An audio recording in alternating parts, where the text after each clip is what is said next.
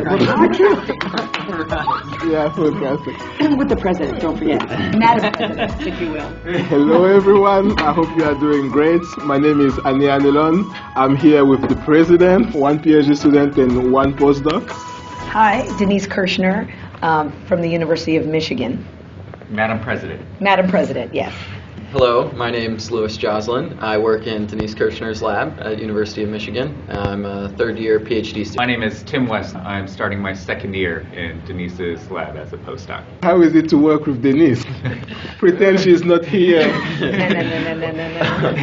Her energy is like this all the time. Okay. And I don't drink coffee. Let's make that clear. Okay.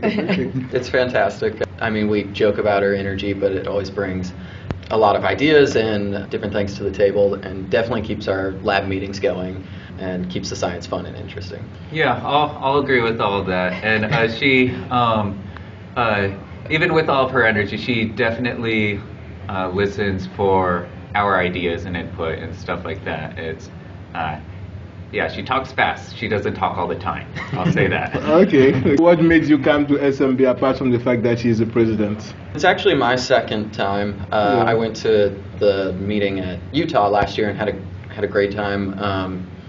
Because I'm new in the fact that I'm a PhD student, it kind of helps me make connections and network a little bit with some of the leaders in the field. And so that's kind of the big reason on why I like to come to this meeting. All right. And plus, this one was in Sydney, so Yeah. they kind of begged me. Yeah, this is my third time. I have gone to it all the times I could in the United States, but yeah, I was begging Denise to let me. SMB is, I mean, now I have a lot of friends here that I see for the third time at SMB, and yeah, it's great to get together, talk math and bio with them, and catch up, and yeah, just see what my colleagues are doing and let them see what I'm doing, and yeah, a great way to, I don't know, talk science with people. Madam President. Yes, sir. What do you want to offer to those PhD students, postdoc coming in and attending SMB? Well, I think that there's multifold benefits of coming to the society meetings. I think first, networking, as they brought up, is extremely important because, you know, really your papers get reviewed, you're looking for jobs in the future, whether it's a postdoc or a faculty position, and so having people be familiar with you and your work is really, you know, you can't really stress that enough. And then second, making also colleagues in the field. It's extremely important to find peers who are on a similar path and their place in the journey that you are, because everybody needs people to sort of commiserate with about, you know, where they're at and what the goals are and what's next. And then thirdly, to share your science and ideas with other people, because, you know, you don't want the first time your ideas to be vetted is after you've submitted a paper and then you've missed some big thing or a big chunk of the field. And if you have a chance to vet it either through a talk or a poster, you really can get feedback at an earlier stage, which I think is critical to making sure your work is at the right place. And then finally, seeing what other people are doing, because it's very often that people applying methods in another area that would be just beautifully translated to what you're working on, but you wouldn't know that because you're not reading the literature in, you know, yeast modeling, but it might be really appropriate to what you're doing in virus modeling or something like that. And so I think this offers the opportunity for that as well. Okay, that's great. What's your highlight so far? I think as far as like a cool factor goes, the slime mold talk was very interesting. That was awesome. It was. The videos were really cool. I actually told Atticus about that this morning. That's his son. Yes, I have a 3-year-old. You know the mazes that you do? Yeah, slime can do it too. So we're only a little bit better than slime mold. I think that supports Darwin, doesn't it, at some level?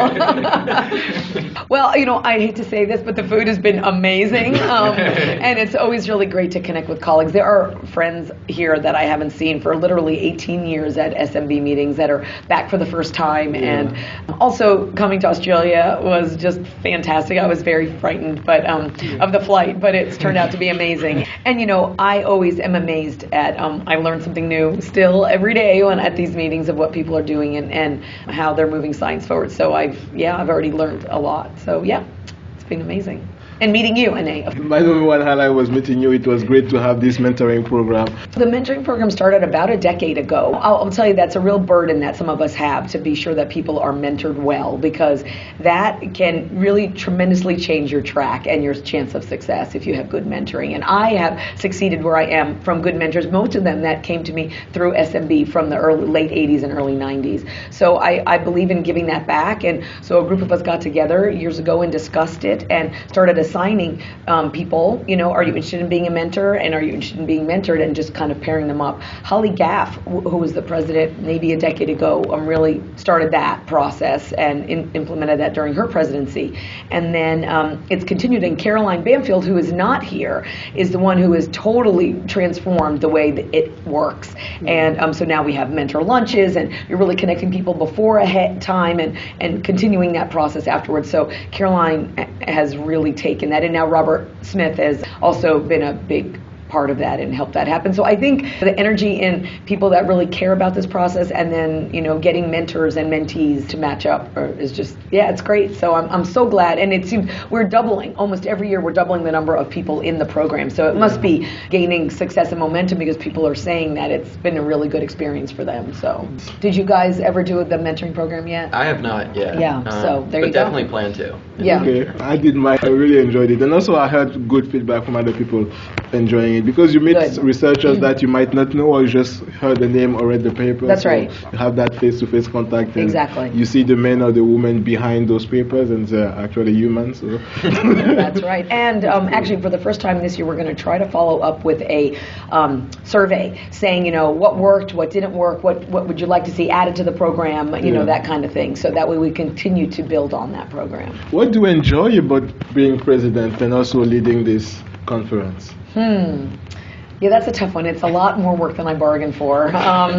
But it's just, I'm a very organizational oriented person. Strategic and achiever are sort of my strengths. So I really like being able to apply those skills here. And I'm a people person, and I want everyone to come here and love math biology as much as I do and have a good experience. So I think I'm fit for the job, maybe in that way.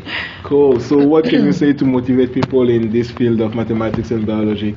Math biology is really kind of the crux of where all the exciting stuff's happening. At least in my experience, I've been able to work with leaders in the field in tuberculosis, in both experimental and then within mathematics, and it's very interesting to see this kind of interdisciplinary interaction, and to see like the ideas that the experimentalists bring to the table versus the ideas that the mathematicians bring to the table, and then how that kind of melds together into some really amazing science. So it's the field to go into if you want to do anything like that. The cool stuff. Yeah. We think we're pretty cool. I would encourage people to go ahead and get in the weeds. Sometimes people get intimidated, especially with math. Go ahead and get in the weeds, and it's oftentimes not as hard as it looks once you try it. And especially for women in mathematics, we need a lot more women in mathematics. And to have the men welcome the women a lot better. It's not the women's fault, it's the men's fault. I will tell you, though, that in mathematics in general, the numbers of women, getting PhDs in pure math are low. But since the sort of birth of math biology about 30 years ago, where it really started to boom, I mean, of course, it's been around for a lot longer, but we've had a lot more women matriculate into mathematics because they like the application part of it. Because we have this tool that we're good at, but it doesn't seem to be really useful unless you're applying it to something. And the ivory tower mathematics is not quite as appealing to the women. So I feel like the math biology, the numbers are much higher, it's almost 50-50. So that tells you that there's something about the application piece of it that are really drawing the women into the field. It was very disadvantaged. I was usually the only woman. There were many conferences I went to, I was the only woman present. And departments where there were no women faculty. And so it's been a hard, sort of paving way, but I think it was worth it in the end because I really believe in the math biology, and so now the field has just boomed, and I think there was a group of us early on that really pushed hard and brought a lot of women into our groups, trained a lot of women PhDs, so that way we could sort of perpetuate the momentum of this, and it's paid off. What helped you overcome the challenges? Oh, you just sort of have to have water off the duck's back. You can't let things make you crazy, because it was definitely hard. Yeah, I won't lie about that. So. but it's okay. We all have our and you know what they say, you only grow through trials, right? You don't grow when everything's easy. So maybe we all became better women because of it. That's great. During our mentoring session, you said that life and work balance is something really important to you. Can you develop on that? Well, maybe we'll let them say, because they know that's something I really push in the lab, so maybe they can speak to that. Denise has a saying that you get more done in 11 months than you do in 12. So take a full month of vacation. Which in America is not a common thing. Yeah. You know, in Europe they get 6 weeks off or something, but you know, we don't have that in America, so it's a different kind of mentality. Yeah, and particularly in grad school there's this kind of undercurrent of like just constantly be working, always in the lab from, you know, dusk till dawn. Yeah, Denise definitely doesn't push that. She says, you know, go take your time if you need it. But at the same time, Denise is always there if we need her. There's been times where I was trying to submit a paper and the power went out at her house and she ran over to a Starbucks to help like read through the last bits of the paper before we submitted it because it was due that day. So I think she does a very good job with the work-life balance and at least tries to convey that to us as well. Something she's told me is that the science happens in waves, so it's not like a steady push. And yeah, I had a kid the past year. Congratulations. Number 2, so you know they say 1 is like none, 2 is like 20. Yeah. It's true.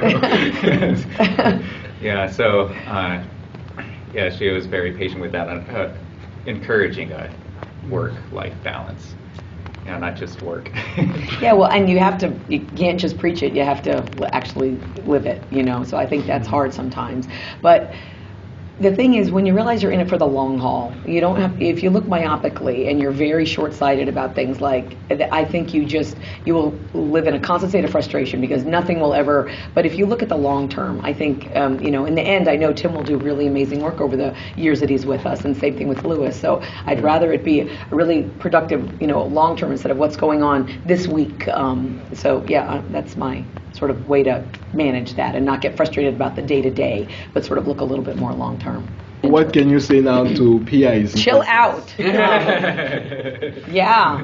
Just chill out. And I think if you support your people, I feed them. You know, there's always food in the lab for them, so that way when they're having it down, they can have some M&Ms and that'll revive them. And, you know, I just think, you know, our role is not as taskmasters. Our role is as partners and on this journey at whatever stage that they're at. And I really believe that you have to partner with them wherever they are. And we get people between 20 and 30 years old, which is when most things are going to happen to you in your life. You're going to get married, you're going to have babies, your parents are going to die, whatever. It's all going to happen then. So if you are not flexible about that, then you're going to have a really tough experience as a mentor. So that's why, I mean, I think you have to take a more go with the flow sort of approach and look sort of at the overall, the cumulative, as opposed to the, you know, yeah.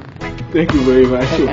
Thank you for your participation in the podcast. Thank you. It was great to meet you. And everybody out there, hope you'll come to SMB in Montreal next year. That would be great. Let's go to Canada. Yeah. Thank you.